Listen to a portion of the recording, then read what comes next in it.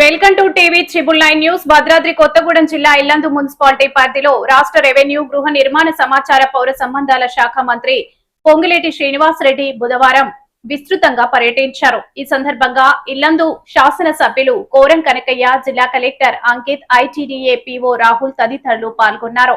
పర్యటనలో భాగంగా మంత్రి ఇల్లందు 10వ వార్డులో ఇందిరమ్మ ఇళ్ల లబ్ధిదారులు తడకమల్ల భాగ్యమ్మ, కోడిమల్ల లక్ష్మి గృహ ప్రవేశ కార్యక్రమంలో పాల్గొని పూజలు నిర్వహించి లబ్ధిదారులతో కలిసి గృహాలను ప్రారంభించారు. అనంతరం ఇల్లందు మున్సిపల్ కార్యాలయంలో నూతనంగా ఏర్పాటు చేసిన చైర్పర్సన్ గది ప్రారంభించి చైర్పర్సన్ కిరణ్ మిత్రకు శుభాకాంక్షలు తెలిపారు. ఆపై మున్సిపల్ కౌన్సిల్ సమావేశంలో పాల్గొన్నారు. ఈ సందర్భంగా మంత్రి మాట్లాడుతూ ఇల్లందు పట్టణ అభివృద్ధికి ప్రత్యేక మున్సిపల్ సమావేశం ఏర్పాటు చేసి సమగ్ర ప్రణాళికతో ముందుకు సాగాలని సూచించారు. ఎన్నికల సమయంలో ఇచ్చినటువంటి హామీలను తప్పకుండా నెరవేర్చుతామని అన్నారు. ఇల్లందు అభివృద్ధికి 50 కోట్లు మంజూరు చేస్తామని ఇచ్చిన మాట ప్రకారం త్వరలో 2 విడతల్లో నిధులు విడుదల చేయనున్నట్లు వెల్లడించారు. ప్రజల శ్రేయస్సే ప్రభుత్వ ప్రధాన లక్ష్యమని, రాజకీయాలకు అతీతంగా అందరికీ సమానంగా అభివృద్ధి ఫలాలు అందేలా కృషి చేయాలని సూచించారు. వేసవి కాలంలో తాగునీటి సమస్యలు తలెత్తకుండా చైర్పర్సన్, వైస్ చైర్పర్సన్, కౌన్సిలర్లు ప్రతిరోజు సమస్యలను గుర్తించి వెంటనే పరిష్కరించాలని ఆదేశించారు. ఈ కార్యక్రమంలో స్థానిక సంస్థల అదనపు కలెక్టర్ విద్యా చందన, కొత్తగూడెం ఆర్డీఓ మధు, గృహ నిర్మాణ శాఖ ఫీడింగ్ రవీందర్నాథ్, తహసీల్దార్ MPDO Dhan Singh, municipal vice chairman Raju, municipal commissioner, సంబంధిత శాఖల అధికారులు పాల్గొన్నారు. ప్రజా ప్రతినిధులు, లబ్ధిదారులు అధిక సంఖ్యలో పాల్గొన్నారు. కిందకి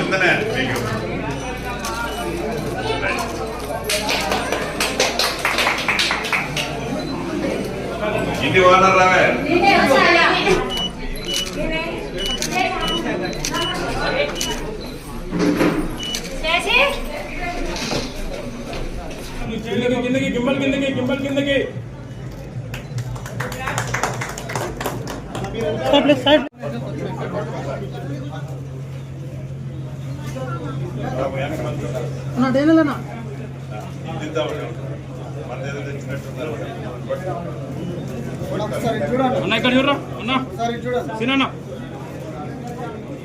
sir 1 second sir sir yeah okay sir మంచి మెసేజ్తో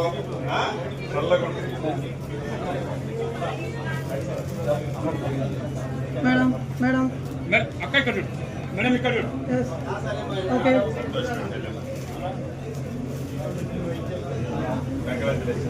ఇంకో సేవ అందుకోమ్మా చాలు మంచి అన్న ఒకసారి మొదటి నుంచి పార్టీ నమ్ముకోవడం పార్టీ నీకు ఇచ్చిన గిఫ్ట్ రా ఇక్కడ చూడరా ready ready ready okay sir అన్న ఒకసారి ఇక్కడ చూడరా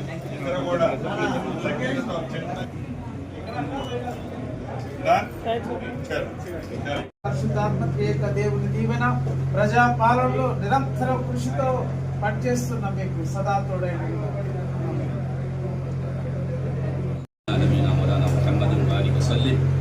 ربنا آتنا في الدنيا حسنة وفي الآخرة حسنة وقنا عذاب النار ربنا اغفر لي మీకు జీవితాంతం మా కుటుంబం తరపున రుణస్థులై ఉంటాము.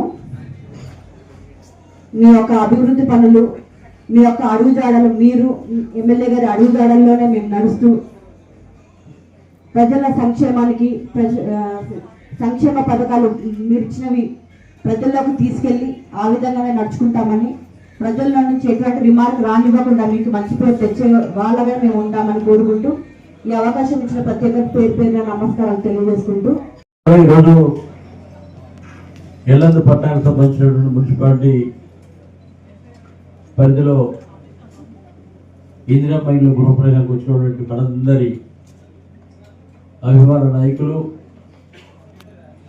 వారి సూచన మేలకే ఎమ్మెల్యే ఎన్నికలు కానీ ఎంపీ ఎన్నికలు కానీ మొన్నటికి మనం జరిగినటువంటి మున్సిపల్ ఎన్నికల్లో వారి నాయకత్వంలో 3-4 సర్పంచ్ ఎన్నికలు కూడా జరగడం చాలా అదృష్టంగా భావిస్తూ అందరూ కూడా గొప్పగా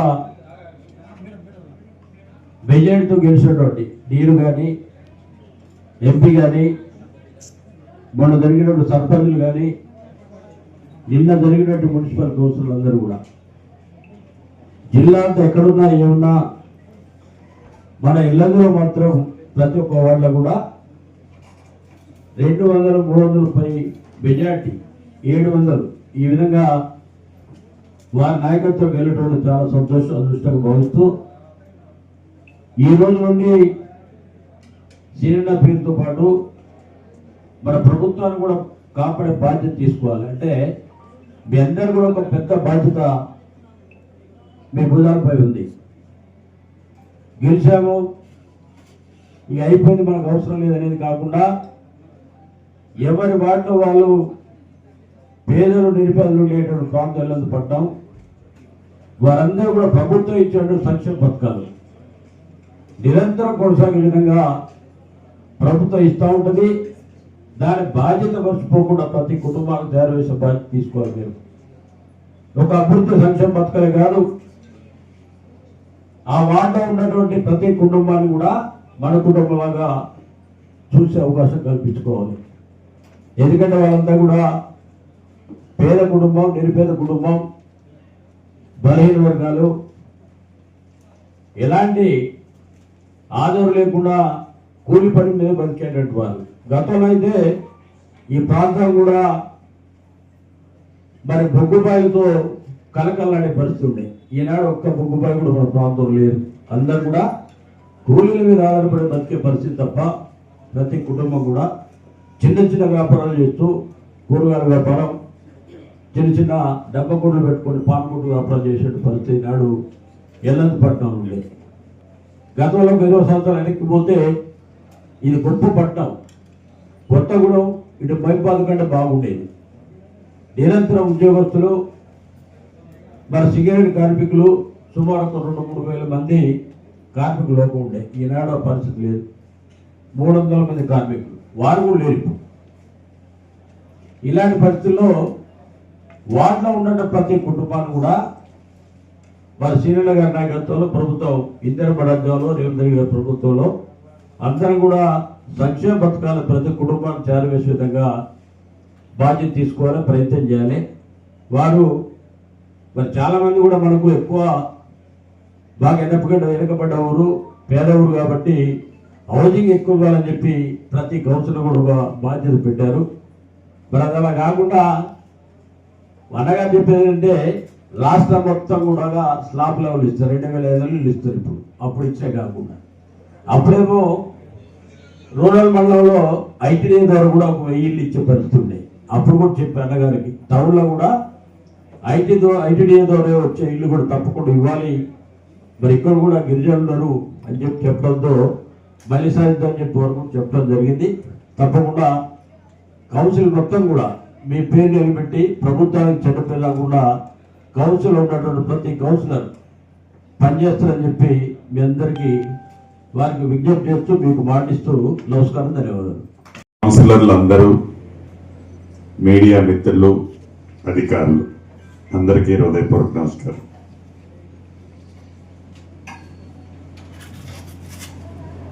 ఇల్లందు అత్యధికంగా ఉష్ణోగ్రత ఎక్కువగా ఉండే ప్రాంతం. కొద్ది రోజుల క్రితమే మనం కొత్త బాడీని ప్రజల దీవెనలతో ఎన్నుకోబడింది. కొత్తగా అనేక మంది కొత్త సభ్యులు కౌన్సిలర్లుగా, వార్డు మెంబర్లుగా ప్రజల దీవెనలతో ఎన్నుకోబడ్డారు. ఎన్నికల టైంలో అనేక వాగ్దానాలు చేశారు.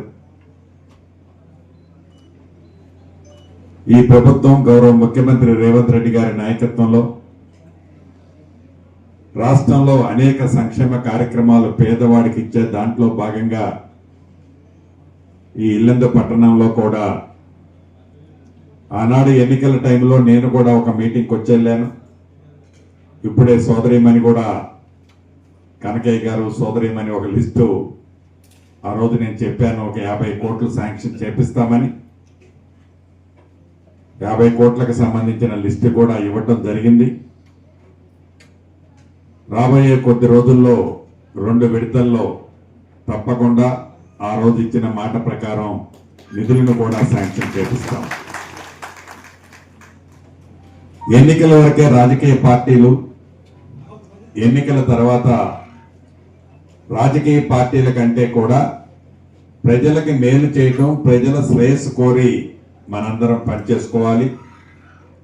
దాంట్లో భాగంగా ఇది వేసవి కాలం, బాగా వేడి ఎక్కువగా ఉండే ప్రాంతం, తాగునీరు సమస్య రాకుండా ఉండే విధంగా చైర్మన్ గారు కానీ, వైస్ చైర్మన్ గారు కానీ, మీ డివిజన్లో ఉన్న వార్డు మెంబర్లు, అప్లిక్ కౌన్సిలర్లు కానీ పొద్దున్నే 1 గంట, గంటన్నర పెందలాళ్ళు లెగిచి మీ ప్రాంతాల్లో తాగునీరు సమస్య ఎక్కడుంది, మురికి నీరు ఇతరత్రా రేపు వర్షాలు పడితే ఎక్కడ మనం క్లీన్ చేపించవచ్చో మీరు గుర్తించినట్లయితే తప్పకుండా వాటిని ఎలా పరిష్కరించాలో స్థానిక శాసనసభ్యులు నేను కలిసి డెఫినెట్ గా కలెక్టర్ గారికి చెప్పేది కలెక్టర్ గారికి చెప్తాను. కలెక్టర్ గారి పరిధి దాటి ఎక్కువ అమౌంట్ ఉంటే అది ఎక్కడ చేపించాలో చేపించే బాధ్యత నేను తీసుకుంటాను. ప్రజాప్రతినిధులుగా భగవంతుడు మీకు, మాకు, మనందరికీ ఒక మంచి అవకాశం ఇచ్చారు. ఈ ప్రజాప్రతినిధులుగా మనం గెలిచిన తర్వాత ఫలాని టైంలో ఇన్ని మంచి కార్యక్రమాలు చేశారు, ఫలాని టైంలో ఇంత మంచి అభివృద్ధి అయింది, ఫలాని టైంలో మేము నిశ్చింతగా ఈ ఇల్లందు పట్టణంలో ప్రశాంత వాతావరణంలో జీవించాము అనే విధంగా మన పరిపాలన ఉండాలన్నది ఈ ప్రభుత్వం యొక్క ఆలోచన, కోరిక. మన ప్రభుత్వమే ప్రజా ప్రభుత్వము. ఇందిరమ్మ ప్రభుత్వం అంటేనే నిరంతరము ప్రజల కోసం తప్పించే ప్రభుత్వం. దాన్ని దృష్టిలో పెట్టుకొని ఈ ప్రభుత్వంలో భాగస్వాములుగా ఉన్న మీరందరూ ప్రజలకి మంచి కార్యక్రమం చేసే దాంట్లో, ప్రజలకి మంచి చేయాలని తాపత్రయపడే మీరందరూ ఉదయం 1 గంట, గంటన్నర, సాయంత్రం 1 గంట, గంటన్నర కేటాయించినట్లయితే తప్పకుండా మనం ఆశించిన ఫలితాలన్నీ మనకి వస్తాయి. ప్రజల నుంచి మంచి రివార్డులు మీరందరూ కూడా పొందగలుగుతారు. మీరు మంచి రివార్డులు పొందితే వార్డు మెంబర్లుగా, కౌన్సిలర్లుగా, చైర్మన్ గా, వైస్ చైర్మన్ గా మీరు పొందితే ఆటోమేటిక్ గా స్థానిక శాసనసభ్యుడికి, ఈ ప్రభుత్వానికి మంచి పేరు వస్తుంది. కాబట్టి దాన్ని దృష్టిలో పెట్టుకొని మొన్ననే కోఆప్షన్ నెంబర్లు కూడా ఎన్నుకోవడం జరిగింది. వారికి కూడా శుభాకాంక్షలు తెలుపుతూ ఈ ప్రభుత్వంలో, ఈ ప్రజా ప్రభుత్వంలో కష్టపడి పనిచేసే భాగ్యం మన అందరికీ కలిగింది. కాబట్టి మీరందరూ మంచి పరిపాలనా దక్షకులుగా ప్రజలకి మంచి చేయాలని మనస్ఫూర్తిగా కొత్తగా ఎన్నిక కాబడిన ఈ ఇల్లందు మున్సిపాలిటీలోని సభ్యులందరికీ పేరు పేరున కోరుతూ, నాకు అనుభవం లేదో, నేను కొత్త అని అనుకోవాల్సిన అవసరం లేదు. 1 నెల రోజులు, 2 నెలలు అయింది కాబట్టి ఇప్పటికే మీకు ఒక అవగాహన వచ్చి ఉంటుంది. ఇంకా తెలియని సబ్జెక్ట్ లేదని ఉంటే మున్సిపల్ కమిషనర్ గారు కూడా యంగ్స్టర్ వచ్చాడు.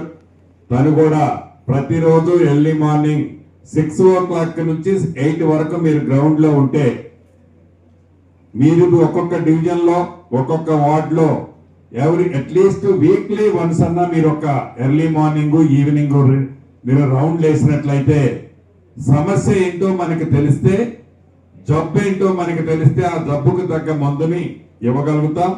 సమస్య ఏంటో తెలిస్తే ఆ సమస్యని ఎలా పరిష్కరించడానికి మేము ఉన్నాం. కాబట్టి తప్పకుండా సహకరిస్తామని మనస్ఫూర్తిగా మీ అందరికీ తెలుపుతూ, మళ్ళీ చెప్తున్నాను, ఎన్నికల వరకే రాజకీయాలు, రాజకీయ పార్టీ. ఎన్నికల తర్వాత ప్రజలంతా మనవాళ్లే. అందరికీ మంచి చేసే విధంగా ఈ ప్రభుత్వం ఉన్నది, ఉండబోతుంది. కాబట్టి మీరందరూ కష్టపడి పనిచేయాలని కోరుకుంటూ ఆల్ ది బెస్ట్ మీ అందరికీ చెప్తూ సెలవు తీసుకుంటున్నాను.